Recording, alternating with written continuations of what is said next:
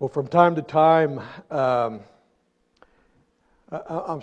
the time that we were children until the time we became adults, as we were children, we naturally were inclined to believe anything that the adults in our lives told us. The kids don't need to listen to this part. So if the kids told us that there was, if the parents told us that there was a Santa Claus, then we believed in Santa Claus.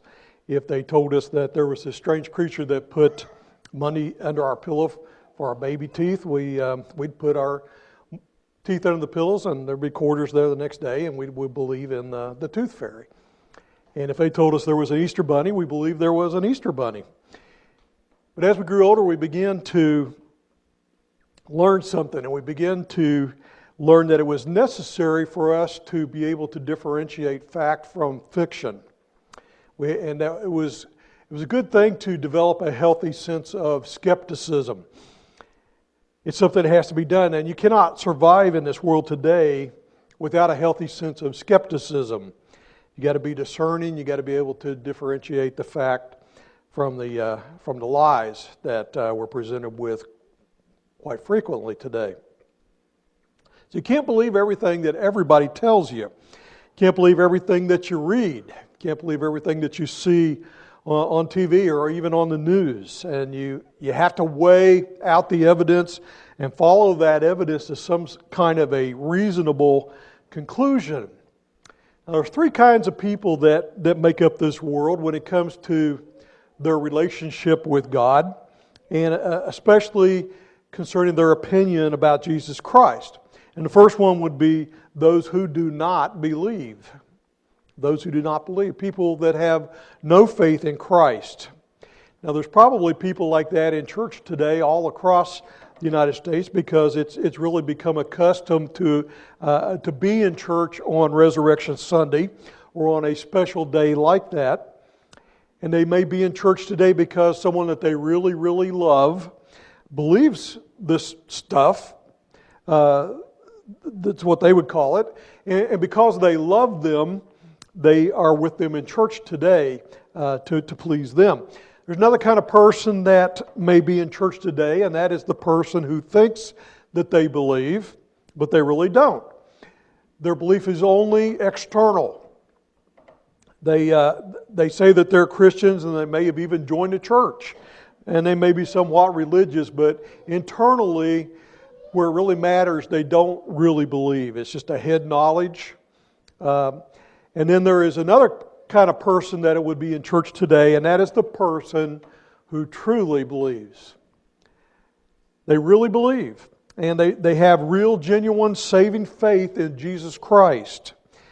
They believe in these things that we assert here this morning and on Sunday mornings. They believe that Jesus Christ died on the cross in the place of sinners as a substitute. They believe that He was buried. And today we celebrate the day that He literally, and they believe this, they believe that He literally and bodily really raised from the dead to prove that His payment for our sins was accepted by the Father God. And then He appeared to many who were eyewitnesses to that and suffered for that testimony to prove that what they were saying was true. They've said, we've seen an empty tomb and we've seen the risen Lord. And it is on that testimony that is the only way that you can really explain the existence of the Christian church today. Three kinds of people: people with no faith, people who don't believe but think that they do, and people who genuinely believe. Those three kinds of people are mentioned in this morning's passage that's going to be found in John chapter 2, if you want to turn there with me. This is a passage that should be familiar to you. It's about the cleansing of the temple, and it naturally follows what we talked about last week, that when Jesus went to the temple at Passover and He looked around and He saw some things that we talked about. We'll talk about some of those same things this morning, and then He went back home. Well, in verse 12 of John chapter 2, it says, after this. Now, Jesus had been to a wedding, And this is where he changed the water into wine at this wedding. So it's saying after this, after that event. After this, he went down to Capernaum with his mother and his brethren and his disciples. They continued there not many days.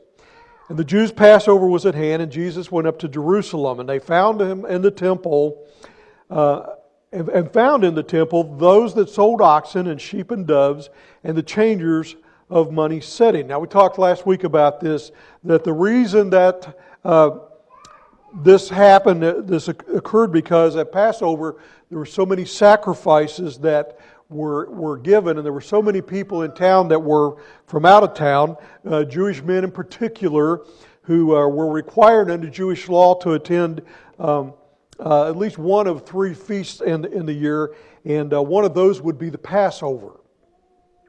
So Jerusalem was full of people from out of town and Jews from all over the empire who had came to celebrate the Passover and to sacrifice in the temple.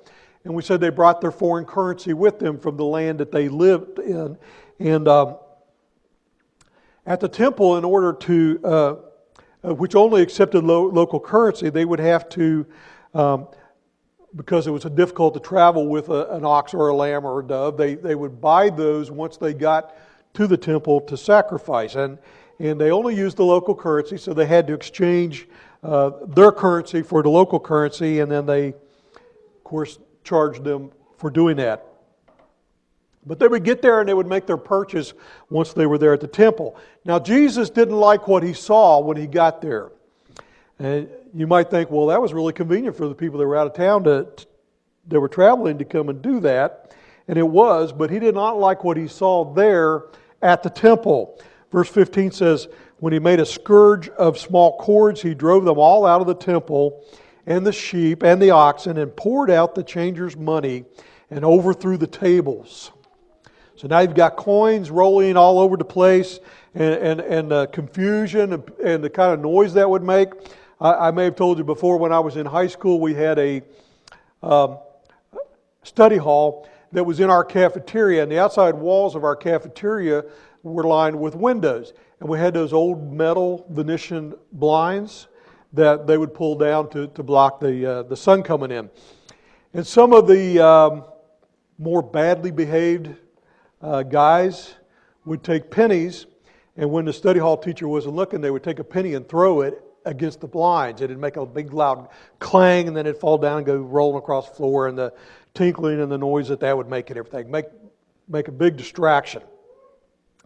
And you can imagine what that sounded like, and then multiply that by, I don't know, or a large order of magnitude at the temple as Jesus overturned the tables with all these coins on. There were people scrambling around trying to recover these coins. You've probably got oxen and sheep running loose all over the place. It was just mayhem. They even got a little dangerous with all those animals running around. The owners chasing after them. And Jesus driving them out with the cat o' nine tails that he had made. Driving them out of the temple area. And there was just utter chaos. And it says in verse 16, he said unto them that sold doves, take these hence. And the reason he was saying, get these out of here. And now why the doves? Everything else was just turned loose and run off. Well, the doves were in cages, so you can't drive out cages. So he said to the people who owned the doves, get these out of here. Take them out. Carry the cages out of here. And he said, make not my Father's house a house of merchandise. And his disciples remembered that it was written, the zeal of thine house hath eaten me up. That's an Old Testament scripture. Verse 18, and answered the Jews and said unto him, what sign showest thou unto us, seeing that thou doest these things? Now this is the Jewish leadership talking to him now. These are the guys that he has been running into all the time and having conflict with, the guys that are challenging him, trying to trap him, the Pharisees, the Sadducees, the political leaders, the religious leaders of the day, and they're all there confronting Jesus and saying, who gave you the right and the authority to do this? And Jesus responded with a really interesting answer in verse 19. Jesus answered and said unto them, destroy this temple, and in 3 days I will raise it up. Now, if you remember last week when I talked about the temple and the construction of the temple, we started in the middle and worked our way out. Today I'm going to start out and work our way back in as I'm describing it. So around the outside edge of the temple, you had this large flat area that was called the Court of the Gentiles. This is probably where they had this market set up, crowding out the Gentiles that had come to hear about God and to learn about God. There was no room for them because they set up these booths and these stalls and the money changers and all the animals. So you had all the sights and the smells and the sounds of the livestock there. And it was called the Court of the Gentiles because this is where the Gentiles could come to approach God. If you were a Gentile and you wanted to find out about the God of Israel, this is where you would come onto the temple grounds. This was the area that the Gentiles were allowed to be in. They could not go any further than that. Only the Court of the Gentiles. And there were alcoves there, little shady spots where the rabbis would be teaching, and the Gentiles could come and learn about the God of Israel. Jesus, as a rabbi, often taught in the temple courts, and this is some of the areas that he was teaching in. And then inside the Court of the Gentiles then was the Court of the Women. This is where the women could go through the Court of the Gentiles and into the Court of the Women. Beyond the Court of the Gentiles, a few steps up, was the Court of the Women. And they were allowed to go that far into the temple area. And then another few steps up, a little bit further up, was the Court of the Israelites, where the Jewish men could go. Then beyond that, up a little higher, was the Court of the Priests, where they would have the altar and the sacrifices. They could see into that. Jewish men could not go in there. Only the priests were allowed to go in there. And then the temple proper with the holy area and the Holy of Holies. Only the priests could go in there. Only the high priest could go into the Holy of Holies on the Day of Atonement, on the day Yom Kippur. So you have this temple right in the middle of everything there in the city. It's the center of activity.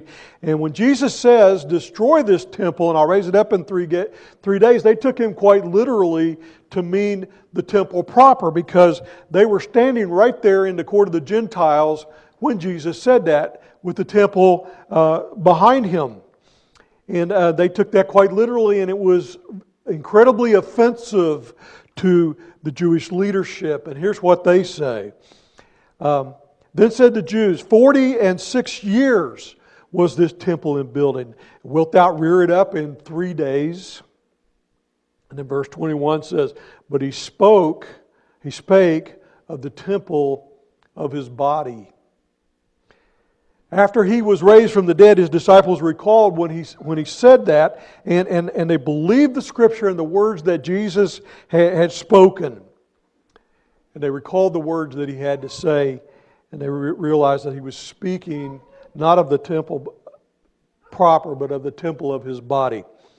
Let me say a few things about the temple that might help us understand this a little bit. You have your handouts there this morning. Take those. And this is the first one. The temple pointed toward Israel. The temple pointed Israel toward her former glory. Temple pointed Israel toward her former glory. It reminded them of the good old days, 1,000 years earlier, when Solomon had built the first temple, and that's when Israel was really on top of everything. In those days, their economy was strong, their military was unbeatable, borders were secure, their nations were united, and they were the reigning superpower of the East 1,000 years before this happened, during the reign of Solomon. That's not the way it is now in Jesus' day. It's the first century, their economy is in tatters, the military is non-existent, they're under the scourge of Rome, borders are broken, foreigners of all kinds have come into their land.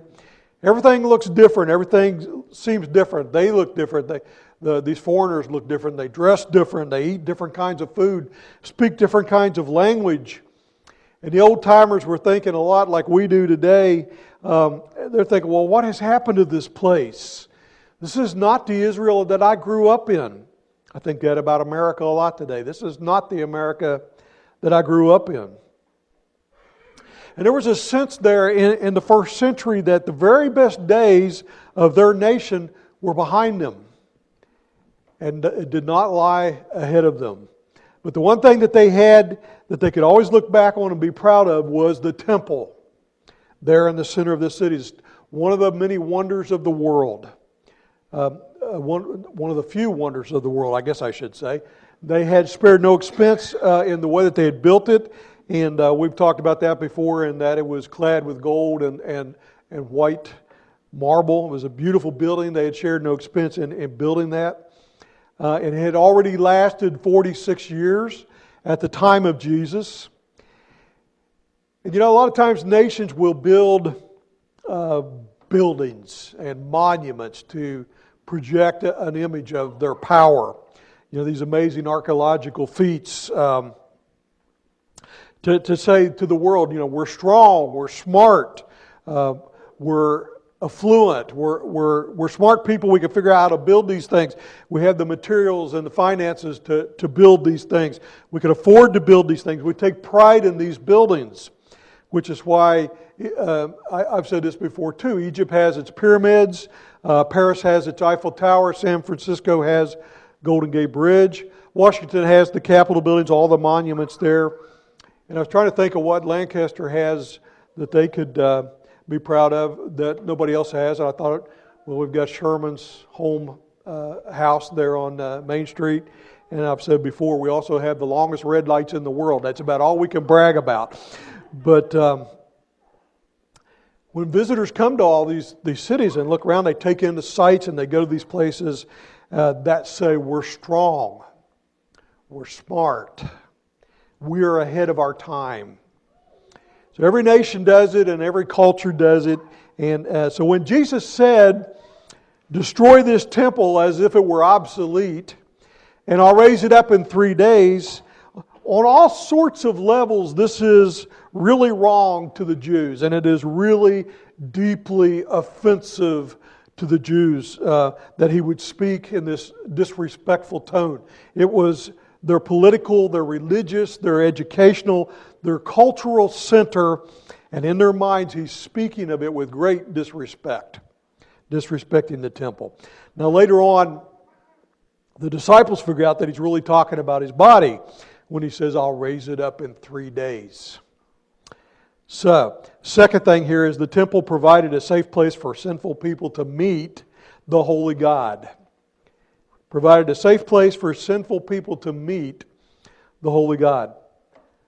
Notice that Jesus said, how can you do this to my Father's house? This is God's house. And kids, I said I might speak to you a little bit. When adults get after you and tell you not to run in the church and not to do certain things in the church, they're not trying to be mean to you. They're saying, this is God's house. We need to respect God's house. So next time somebody tells you not to run in church, you know what we're talking about, okay? Appreciate that. This is God's house. We respect God's house. Now this goes all the way back to the establishing of the tabernacle in the Old Testament, which became permanent residence of the temple in Jerusalem. So what's God trying to do? Why does He want His people to build Him a house? A place that's, He wants them to build Him a house so He can come and live in it. Why? So He can be with His people. He wants to be with His people. He loves them. He wants to be near them. He wants to draw near them. He wants them to draw near to them, to Him. He wants to live right in the middle of their neighborhood. So they would build there, and that their neighborhoods and their suburbs would be built around the temple, coming around the temple, and right in the middle of it all there would be this beautiful temple. It would be God's house. For God, as if God would say, I love my people and I want to be close to them. I want to be in the middle of your neighborhood. But it's a temple. And He's not like them. God's not like them. He's holy and they're sinful. And they cannot approach each other in that manner. And when they approached Him in the temple, which He built to give them a way to approach near to Him, they had to approach Him carefully, reverently, respectfully, and not casually. There was no casual worship there at the temple. This was a holy God. And they were very careful in the way that they approached Him. And they approached Him in that day through priests who were the mediators for them. And those priests represented them to God. And they would go in that inner court where the court of the priest, where that altar was, and they could go into the holy place and the Holy of Holies and offer sacrifices for the people. They would offer sacrifices of the animals, and the blood would cover their sins. It didn't remove their sins, but it covered their sins temporarily until God would deal with their sins in a permanent way. And this reminded them that because of their sin, innocent blood had to be shed. This reminded them that there had to be a priest to be a mediator between them and God. Also reminded them that God loved them. Now notice there's two things that came together in the temple. And they kind of seem like opposing things. One was the love of God, and one was the wrath of God. The love of God says, I want to be close to you. I want to be in the middle of your neighborhood. I want to live where you live. And the wrath of God said that your sin has separated us, and I must punish it. So He provided a way for there to be a substitute, a mediator who brings an innocent sacrifice to die in the place of sinners. So do you understand why Jesus was furious when He saw all this commerce and they had turned His Father's house into a marketplace, a place of business? He was furious because the temple provided a safe place for sinful people to meet the holy God. And in those courts of the Gentiles where they had all the pens of the animals and the money changers, the smells of the livestock, the sound of the coins, noise of the deals that were being made, the haggling that was going on, money changing hands, marketing taking place. In that place, there should have been the prayers of the Gentiles. There should have been the teaching of the Gentiles. Because He invites not just the Jews, but the whole world to come to Him. And He always has. The gospel has always been for the whole world. This is where the Gentiles could come and learn about Him. And in the place where they were supposed to do that, they had set up these shops. So Jesus cleared it out. As if to say, you've not taken the holiness of God seriously. And they hadn't. You've not taken the sinfulness of man seriously. And they hadn't. And if they were not worshiping God seriously at this stone temple, it's no surprise that they were not ready for Jesus. So number 3, the purpose of the temple was to prepare the people for the coming of Jesus. The purpose of the temple was to prepare the people for the coming of Jesus. Everything about the temple pointed to Jesus. It's a picture of Jesus. You need a priest? Jesus is that priest. You need a sacrifice? Jesus is that sacrifice. And Jesus, what Jesus is saying and why He's so furious here about this, He's saying, look, I am the temple. The temple is here. I am the temple. The temple of God lives here. God dwells among you. Emmanuel, God with us. I'm the temple with legs. I'm the mobile, moving, walking, talking temple in your midst. The priest is here. The sacrifice is here. Can't you see it? But no, they couldn't see it because they were not even worshiping God with this stone temple correctly. And they were not ready. And they were not prepared. So He tries to prepare them. And He cleans it out. And He tries to give them good teaching. And He tells them, you tear it down, I'll raise it up in 3 days. It's the priest offering the sacrifice. Love and justice meet at the temple. Let me show you a verse where love and justice meet. It's real close to where you are right now. Probably on the same page or the next page. The most famous verse, I think, in the Bible, the first verse I learned as a child. It's John chapter 3, verse 16.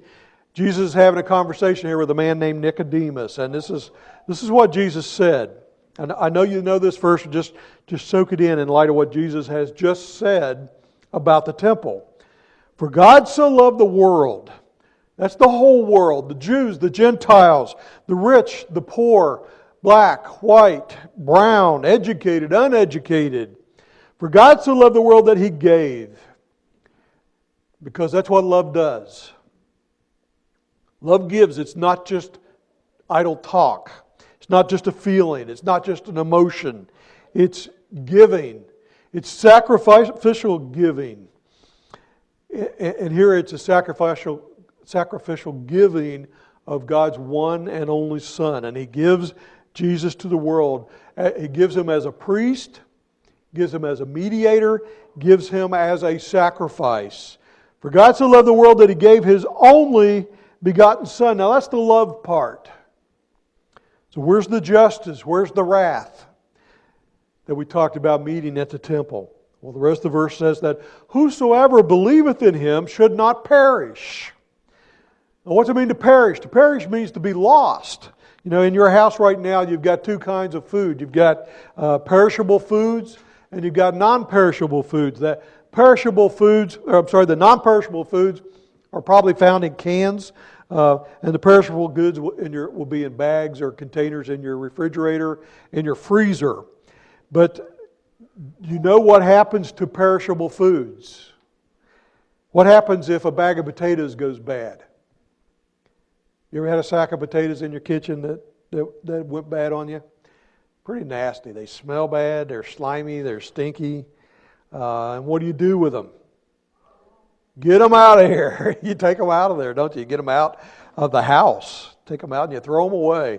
I don't know what Sue was saying. We feed ours to the chickens, so they don't go to waste. But they'll be forever separated from you as you remove them out of your presence. And what God is saying is that through Jesus Christ, Jesus Christ is what had to perish, had to be lost. Without Him, you were lost and you were separated from God.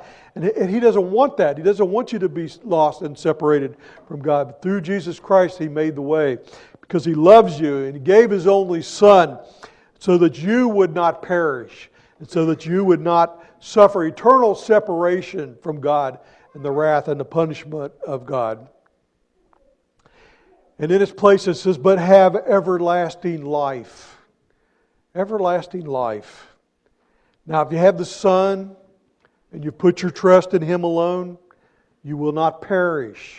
You will not be separated for eternity from God and subject to His wrath. You will not perish, which is to say, if you don't believe in Him and you don't have the Son, you will perish.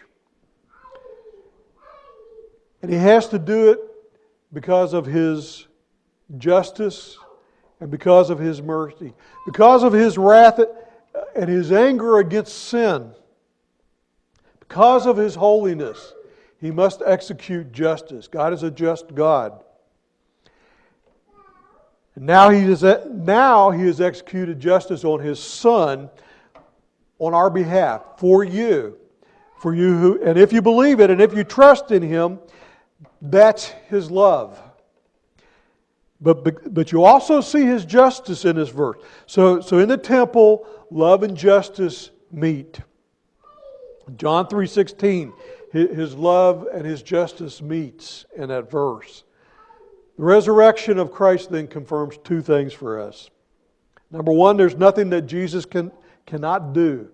There's nothing that Jesus cannot do. Now, why did I say that? Because He says to these Jews, destroy this temple, and in 3 days I'll raise it again. I'm going to raise my own body up after I've been dead. For 3 days I'm going to raise my body up. That's like saying, if you can bench press 500 pounds, you could take the weights off that bar and you could certainly bench press that bar that held those weights. And, you know, if you could raise yourself from the dead, then that's omnipotence and you could do anything. So Jesus is claiming here to have power over life and death. Only God has power over life and death. So this is an implicit claim to the deity of Jesus Christ. There's nothing that Jesus cannot do. Do you know what else? The second thing there is there's nothing that Jesus does not know. There's nothing that He does not know. He knew it before He was dead that He would be raised from the dead. He knew the future. He knew that He had come to earth to die for us that day. He later told His disciples that the temple would be destroyed and there would be not one stone left on top of another. Now He was talking about the literal temple that time. And that's exactly what happened in 70 AD. So He knows everything in the future that happens outside of us, and He knows everything about you. He knows everything about inside of you. He knows everything. He knows your heart. Because in verse 24 it says, "But Jesus did not commend Himself unto them because He knew all men." Now that's when He says that, He means men in general. Men, women, children, mankind. You might say, well, that's good because I've got so many good intentions. And to hear that may give you a sense of comfort. And I know you've heard me say this, and you've heard people say, God knows my heart. God knows my heart. And they say that like it's a good thing. God knows my heart. But you know what? That's not a good thing. That is not good news. That is the worst possible news, that God knows your dirty, corrupt, selfish, deceitful heart and what is in it. Jeremiah says the heart is deceitful and wicked. Who can know it? You don't even know your own heart. There's stuff in there in you that you don't even know about yet. And it will come out when the circumstances are right. But when the circumstances are right, it'll come out and you'll think to yourself, I had no idea I was capable of that. He knows your jealousy. He knows your envy. He knows your lust. He knows your selfish motives. So even the things that you do that the world praises and adores you and you get written up in the paper for, even those things that show what a good citizen and an honorable person you are, probably was done with a little bit of an impure motive, because you did it hoping that people would give you praise and glory and applause for having done that. And you'll find out how much you want that, because you'll get angry when people don't recognize what wonderful things you've done. That's our nature. Your heart is so full of sin that you don't even know what's in there.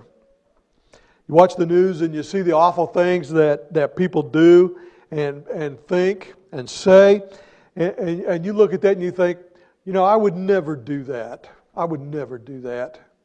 But given the same circumstances that they are under, you're capable of doing everything that they did. There were people in Germany after World War II who thought they would never do what they ended up doing.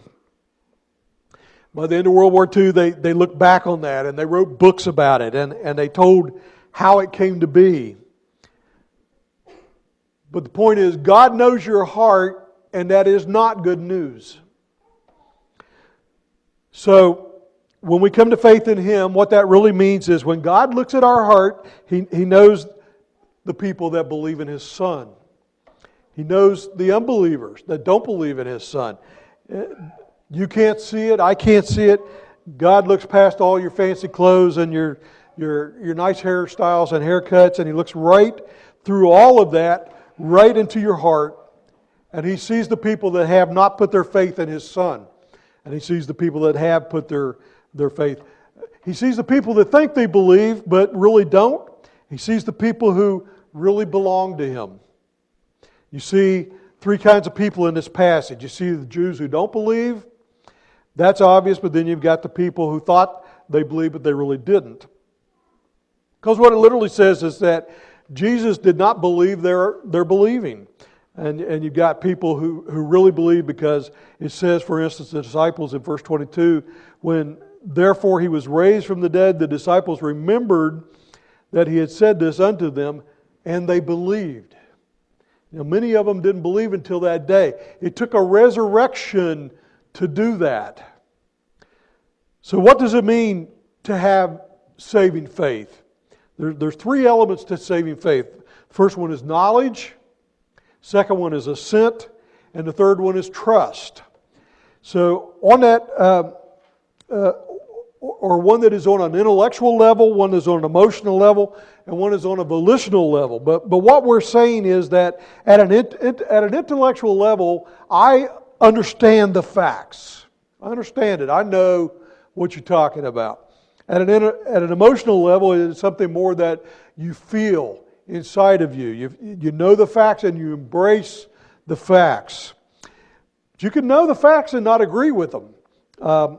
But then on that third level, it's when you take the next step and you depend on those facts. You put your dependence on those facts. There's something you think, there's something you feel, and there's something that you do. That's the three levels there. And that's what it means to exercise real faith. Everybody exercises real faith every day, both saved and unsaved people. When you got in the car this morning, you exercised the faith that when you turn that key, it would start and it would get you here safely. If you believed that you were going to be in a horrible wreck on the way here this morning, you wouldn't have gotten in the car to begin with. But you got in the car because you believed that you wouldn't have a wreck, and you did that by faith. You exercised faith by doing that. When you get on an airplane and the attendant asks you to take your seat, and you'd say, well, I'd really like that. I'd like to sit down and put on my seatbelt, but first I'd like to interview the pilot, if you don't mind. And you go to the cockpit and you interview them, get a few references, find out how much experience they have flying that type of airplane. You don't do that. You have a knowledge of the facts that the plane has thrust and it has lift and it's supposed to fly, and that airlines screen their pilots. You agree with the fact that the plane's going to get you safely to your destination. You agree with all that, but until you sit down in that seat and fasten that seatbelt, you're not depending on the facts until that point. But that's the third step, or the third element of real faith.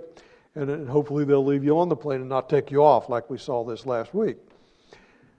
But you do that because of faith. You had knowledge of the facts, you agreed with the facts, and you depend on the facts. And what it means to have saving faith in Jesus Christ then is to have the right knowledge, to know the gospel, to agree with the facts, and to believe that these things actually, historically, did take place. And then to depend on those facts means to personally trust Jesus Christ. And we've said before, no one else can do this for you. Your mother can't do it for you. Your father can't do it for you. Your sister, your brother, your best friend, no one can do it for you. You have to do it yourself as an individual. Judas would be an example that we've used before of someone who thought he believed, but he didn't really believe, and we find that out then at the end. The demons in James chapter 2 believe that God is one, but that doesn't mean that they had saving faith. They had knowledge of the facts. They even agreed with the facts, but they did not depend on the facts. There's another story of faith right here in the text. Look at verse chapter 12. After this, he went down to Capernaum, he and his mother and his brethren. Did you catch that? His mother and his brothers. Jesus had brothers. We know that he had at least 4 of them. 2 of them were James and Jude. And they were with him, and they see all the same things that he sees. They hear all the same things that he heard. We've mentioned this before. How would you like to be one of Jesus' brothers? You know, can you imagine growing up with Jesus as your brother? Every time you got in trouble, Mary or Joseph would be saying, why can't you be more like Jesus? Because Jesus never did anything wrong. And that would be, you know, why can't you act more like him? That would have been tough for them. But it will help you, thinking about that, it's going to help you understand what I'm going to say, read to you in the next few minutes. Because over in John chapter 7, here's what happens in verse 1. After these things, Jesus walked in Galilee, for he would not walk in Jewry, because the Jews sought to kill him.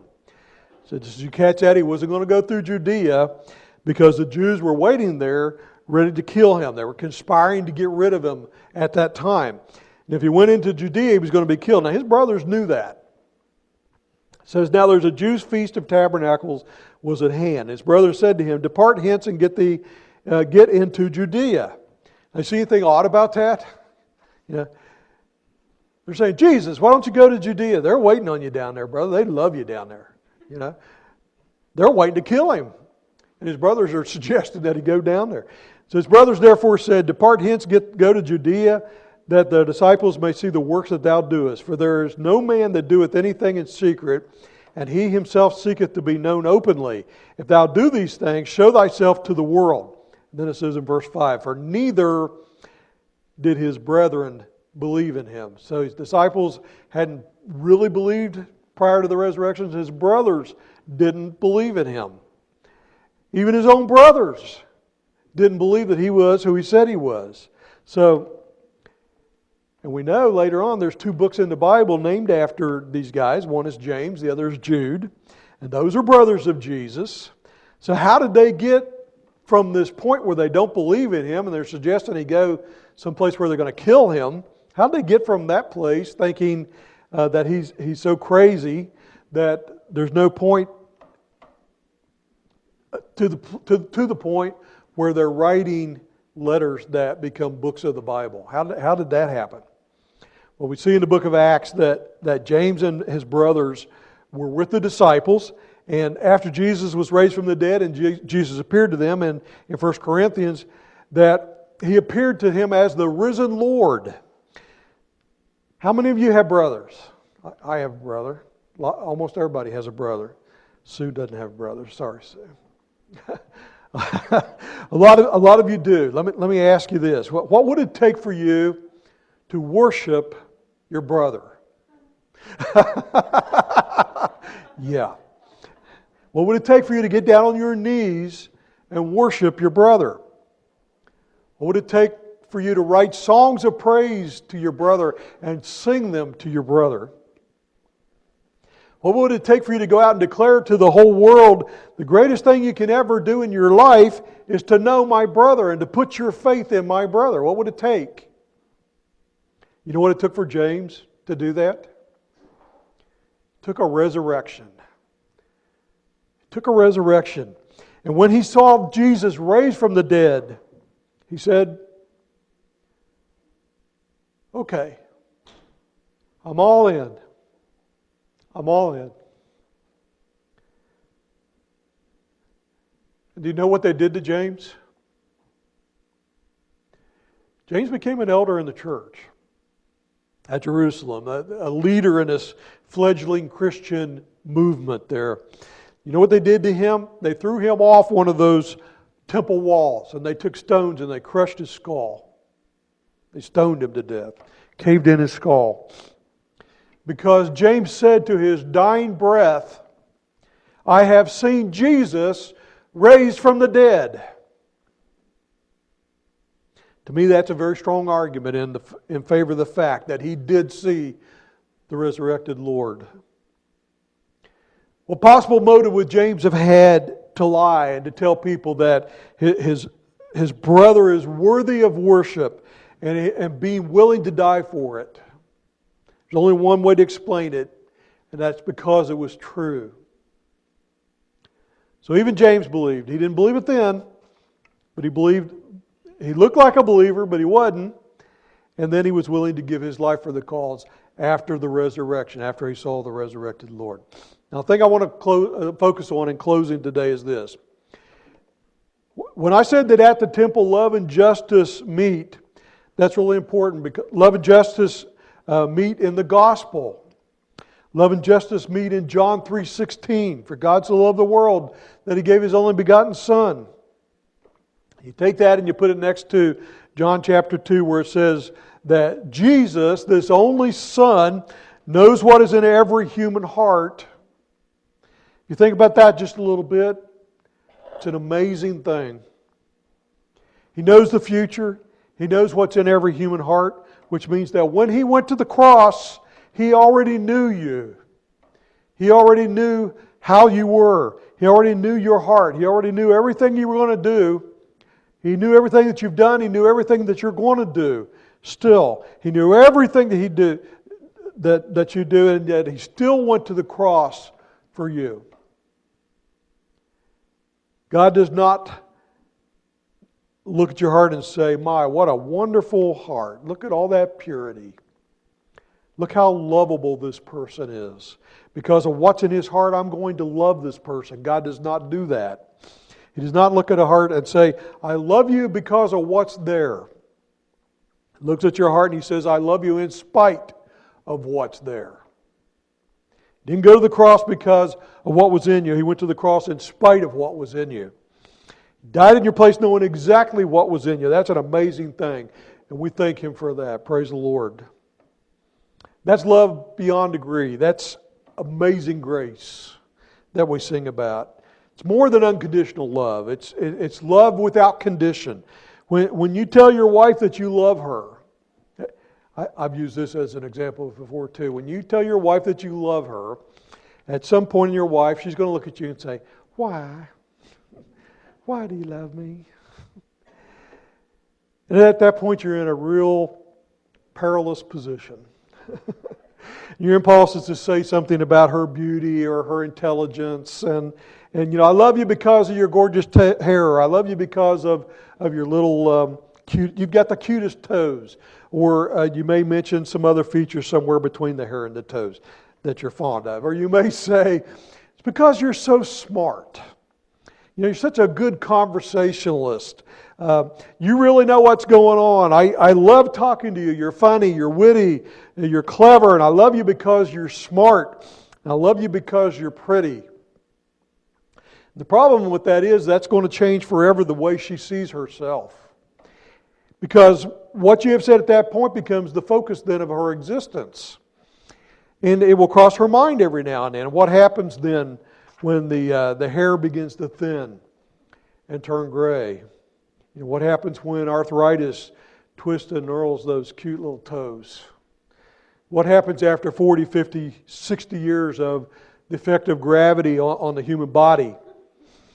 What happens when the memory begins to fade? When she's standing there with the keys in her hands and says, "Have you seen my keys?" What happens when her mind is not so sharp? What happens then? She's going to think, "Will he still love me?" So what do you say when she says, "Why?" You say something like this: "I love you because I love you. I love you because I love you. I just love you. God loves you because He loves you. He just loves you. Not because you're smart. Not because you're pretty. Not because you're good. Not because you're rich. Not because you're successful. Not because you're moral. Not because you're religious, not because you've performed, not because of what's in you. He loves you because He loves you. You know what this says? You are worse than you could ever dream, but you are loved more than you could ever know. This is the love that you've looked for all of your life. We can believe this because Jesus raised Himself up from the dead, and we serve a risen Savior. We can believe this because of the resurrection. We can believe this because of Resurrection Sunday. We believe this because Christ was raised, and He lives today. We can believe this because He appeared to many. We can believe this because of the testimony of those who said, "We saw Him raised from the dead," and the fact that they suffered greatly for that, and most of them lost their lives for that, proving that they had no motive to lie about that. Christian faith is not a fantasy. It's not a myth. It's not a fairy tale. It's built on facts. And God is not asking us to believe these things in spite of the evidence. He's asking us to follow the evidence where this leads. And it leads to an empty tomb and a risen Lord. He is risen. He is risen indeed.